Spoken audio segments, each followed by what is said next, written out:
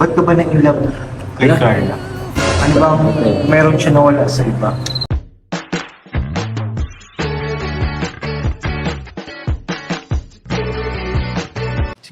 Si Kuya Jens, ano yun, reactor natin yan. Official reactor. Hello mga kalingap! Welcome back sa aking YouTube channel, This is Kuya Jens. So kung bago ka lang sa aking YouTube channel, huwag niyo pong kalimutang mag-subscribe at click the bell button para like updated sa mag-upload na video. At huwag po nating kalimutang suportahan ng buong Team Kalingap sa panguna ni Kuya Val Santos Matubang, Ate Edna Vlog at syempre Kalingap Rob. At pakisuportahan din po ang aming mga kasamahan sa buong Team Kalingap. Nandiyan po ang K-Boys, Kalingap Partner, Kalingap Reactor at lahat po ng charity vlogger sa buong Pilipinas sa tumutulong sa mga kabayan natin ng lahat may hirap.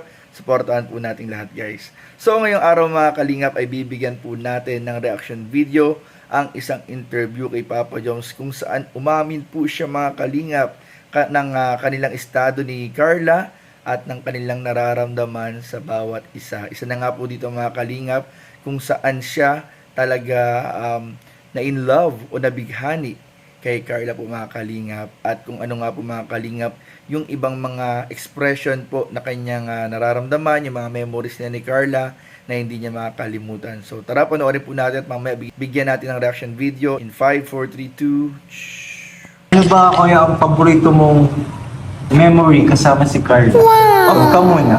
Off ka muna. Wala lang, sa Bagasbas siguro. Pagasbas na lang. Bagasbas. Oh. Yung setup niya ay naka-picnic, ano? Hindi yun. Ay, hindi yun. Ay, baba? Off kami eh. Off-cam? Oo. Ay, off-cam. Lala, kami lang dun. Hindi na kayo. Ano bang ginagawa niyo kapag off? Ano lang, siyempre, usap-usap. Yan lang. So, masakit ba sa isip niyo yung future? Ha? Futuristic? Oo. Yeah, futuristic. Oo, din naman. Siyempre, na-ano ko din naman sa future. Si Carla ba ay futuristic din na? Oo. Sino mas maraming nagpaplano about sa future? Ewan ko. Siguro ewan ko sa age ko. Grabe. Sa age ko kasi ngayon, bro. Kasi ano tayo Oo. tayo. Oo. Si Carla kasi she still have a lots of time. Kakapasok niya pa lang sa kolehiyo. So feeling ko in-enjoy niya muna yung yung buhay niya sa ngayon. Sa kolehiyo. Kolehiyo. Marami pa siyang makakilala at makakasalamuha. Ang on-cam naman, Papa Joe. Yes. Paborito mo kasama si Carla. Paborito ko sa Memory. Carla. Memory yung favorite. Specific ba or ano? Hindi naman. Okay lang naman. Okay din naman kung specific. Meron ka natandaan. Ay, favorite mo yun eh. Talagang memorable yun. Memorable. Palawan. Oh, Ako na Uy, on cam. On cam siguro ano na lang. Dun sa... Ano ba? Ang dami rin kasi bro. Siguro ano na lang, birthday niya. Yung birthday niya. Kasi ano tawag yan eh. Recent lang pa. Nag-alay din kasi ako ng ng sayaw doon. So parang... Secret pati yun ano? Secret kasi yun para sa lahat yun. Although pinakang gift ko siya kay Carla. Oo. Pero para na rin yun sa lahat. So sa lahat ng kanina, sa lahat ng viewers kasi tatlo lang kaming ayos na ba bro yung Oo namin? naman, dami na to. Alam mo, pangit lang doon yung grass, yung artificial grass. Yung- Kasi nadudulas kayo. Kaya nga bro, di kami nakasayo ng maayos. Pero maganda sana yun kung ano, sabay-sabay sana. Sabay-sabay naman talaga kayo. Yung ano lang talaga, Oo. nakakapa-entrance yung ano. Oo. So, yung pangalawa. Sige. Ba't ka ba na-inlove kay Wala. Carla? Ano bang meron siya na wala sa iba? Ano siguro? Ano ba yung unique niya? Uniqueness niya? Ano po? Ano yung pagkakaiba niya sa lahat? Pagkakaiba niya? Hindi. Yung humble lang talaga. Humble. Tapos family-oriented. Magiging humble and family-oriented talaga. Kasi parang ano siya bro, if ever man, sa isang tao kasi mahalaga ang family-oriented bro. Kasi parang nakita mo rin siya kung paano siya sa isang pamilya. Pamilya? Mhm. So, yun yung nakaka-inlove na. Oo, din naman. Sa tingin mo si Carla, paano? Ano po? Saan siya na-inlove sa'yo? Hala? Paano yun? Sa tingin mo lang naman. Siyempre, Tingin ko iba lang. naman yung sa tingin mo sa perspective ni Carla. Kasi bawal natin intervene si Carla eh. Kaya nga eh. Hindi ko rin Tingin mo, alam. yan ang problem. Ano ko sabihin bro, ayoko mag-assume din naman.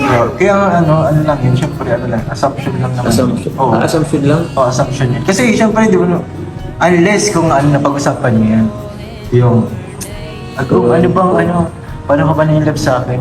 Pero mga sa date, bukod sa kagapuhan ko. Ha? Kagapuan? Sa kagapuhan. Ano ba? Kagapuhan / kayabangan. Ganun siguro. Hindi, joke lang. Grabe naman. Sige na nga, ito na ako lang.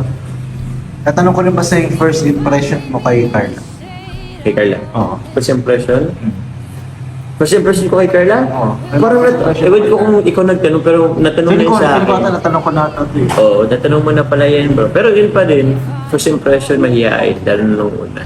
Tapos maganda, andun na yun, given naman na yun. Iba yung beauty niya noon at ngayon. Oo bro. Ano yung pagkakaiba ng beauty niya noon at ngayon? Mas Yung dati, enhance. yung and innocent. Ngayon pa Dati, naman, oo. ngayon naman, innocent pa rin siya, pero hindi na siya yung tipong young na young pa rin pero parang may nag-bloom na, alam mo Oo. yun, nag-bloom. Para siyang caterpillar. Ayun. Kasi ngayon. Caterpillar. Para siyang, anong tawag doon? Mumut, tapos Oo, naging nga. caterpillar, parang gano'n. Montas caterpillar. Oo, parang gano'n. Kailan siya magiging butterfly? Ay, ganyan na nga yata yun. Magta-transform na po siya ngayon. Hindi na sa transformation stage. Malay mo kasi bro, mas mag-bloom pa siya. Kasi, Oo, eh. isipin mo, may i-bloom ka pa ba siya? Oo. I-bloom na siya ngayon. Alam mo, ang napapansin ko kay Carla ngayon, iba. Diba? Umiiba yung body proportion niya. Mas, Oo. mas na siya, pumapayat nga siya eh. Kasi nga, ikaw ba naman hindi mag-rise talaga ng isang buwan lagpas? Isang Di siya buwan? bro nag-rise. Ano kaya niya? Ano lang siya, more on sa ulam, tapos veggies, salad. Grabe, napaka-disiplina naman ni Carla. Oo nga, bro. Kaya mo ba yun, kuya? Kaya ko magbawas, pero hindi ko kayang alisin. Yung rice. Yung rice. Nakaraan na, dami mo rice. Ha? Pero ang hirap sa atin bro, lagi tayong may event eh. Sa Tayo tayo sa kalingap. mission. Oo. Lagi mo gutom. So, grabe mga kalingap, hindi lang pala basta-basta interview po yung nangyari kay Papa Joms, kung hindi isang pag-amin mga kalingap, kung saan po nalaman po natin ang kanyang mga paboritong memories na ni Carla, on-cam, off-cam, yung mga bagay na nagustuhan po niya kay Carla, yung mga hindi niya makakalimutan with Carla. At ayun nga po mga kalingap, isa nga po sa nalaman natin, discover po natin mga kalingap, na lumalabas po talaga sila even off-cam po mga kalingap. Dahil may sinare nga po si Papa Joms na favorite po nilang memories ni Carla ay pag sila ay tumatambay sa Bagasbas Beach po mga kalingap.